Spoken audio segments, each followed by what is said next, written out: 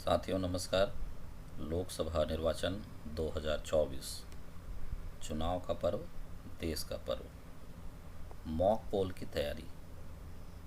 EVM machine अर्थात control unit और ballot unit के साथ साथ वीवीपैट को जोड़ना, इस विषय पर हम आज इस पर चर्चा करेंगे। आइए विषय में आगे बढ़ते हैं हम।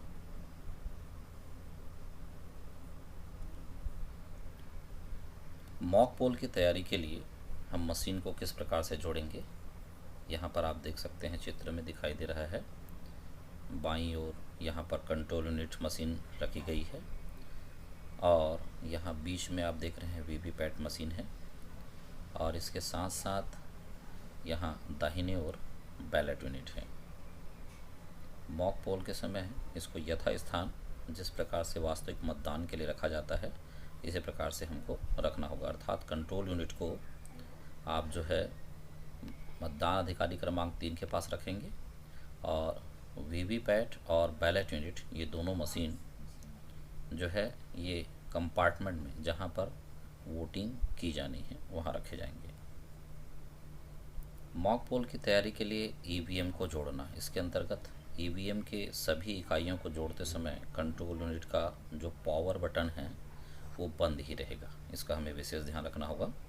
यहाँ आप चित्र में देख पा रहे हैं कंट्रोल यूनिट जो मशीन है इसमें पावर बटन, ये स्विच इस प्रकार से दिखाई दे रहा है। यहाँ पर इसको हाईलाइट किया गया है तीर के निशान के साथ। और वीवीपीएटी यूनिट को जोड़ने के लिए जो कनेक्टर है वो इस प्रकार से दिखाई देगा।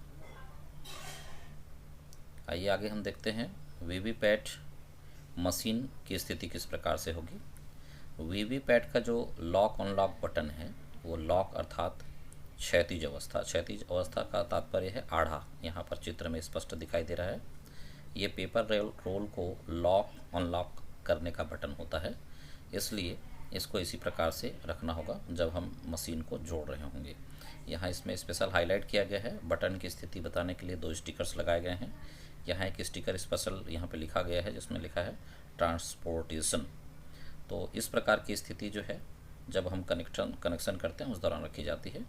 और इधर आप दाहिनी ओर देख रहे हैं ग्रीन कलर का एक स्टिकर है जिसमें वर्किंग मोड लिखा गया है। कंट्रोल यूनिट से वीवीपैट और वीवीपैट से बैलेट यूनिट को अर्थात बीयू को जोड़ा जाता है। यहाँ चित्र में आप देख पा रहे हैं, अगर आपके पास 2 बैलेट यूनिट की आवश्यकता पड़ती है, एक बैलेट यूनिट में 16 अभ्यर्थी आते हैं नोटा सहित, और अगर 16 से अधिक अभ्यर्थी हुए तो थंब व्हील के अनुसार यहाँ पर दिखाई दे रहा है थंब व्हील, ये 01 और यहाँ पर 02। तो इस प्रकार से मशीन जोड़ा जाएगा। अगर आपके पास 2 बैलेट यूनिट है तो बैलेट यूनिट 2 जो है बैलेट यूनिट नंबर 1 पर जो थंब व्हील के अनुसार है इसमें कनेक्ट होगी, और बैलेट यूनिट नंबर 1 का कनेक्शन जो है ये वीवीपैट में आएगा, और वीवीपैट का जो कनेक्शन है वो सीधे सीधे कंट्रोल यूनिट में जाएगी।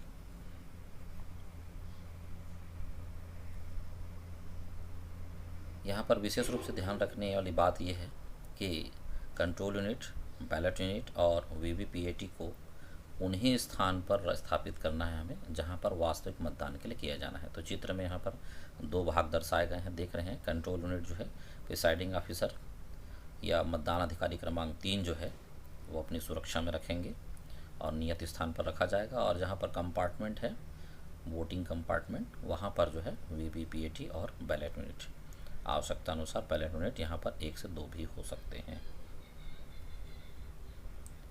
वीवीपीएटी का लॉक अनलॉक बटन जो है, सबसे पहले हम इसको अनलॉक करते हैं कनेक्शन करने के पश्चात। और अनलॉक का तात्पर्य है ऊर्ध्व अवस्था, ऊर्ध्व अवस्था अर्थात सीधी अवस्था में, यानी कि वर्किंग मोड में हम ले आते हैं। वर्किंग मोड में इसको लाने के बाद हम इसकी प्रक्रिया आगे बढ़ाते हैं। जैसे ही हम वीवीपैट मशीन को अनलॉक कर लेते हैं, क्षैतिज अवस्था से ऊर्ध्व अवस्था में ले आते हैं, उसके पश्चात हम कंट्रोल यूनिट मशीन की ओर चलते हैं। और कंट्रोल यूनिट मशीन का जो पावर बटन है उसको हमको ऑन करना होता है।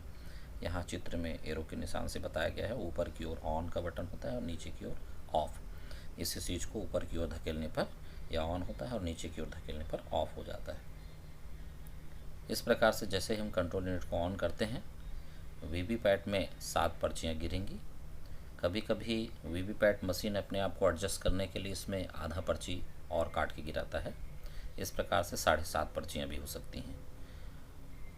अगर कनेक्शन सभी सही हैं तो यह पर्चियाँ जरूर गिरेंगी, और इस तरह से अब आप मॉक पोल के लिए पूरी तरह से तैयार हैं। बहुत बहुत धन्यवाद। Thank you.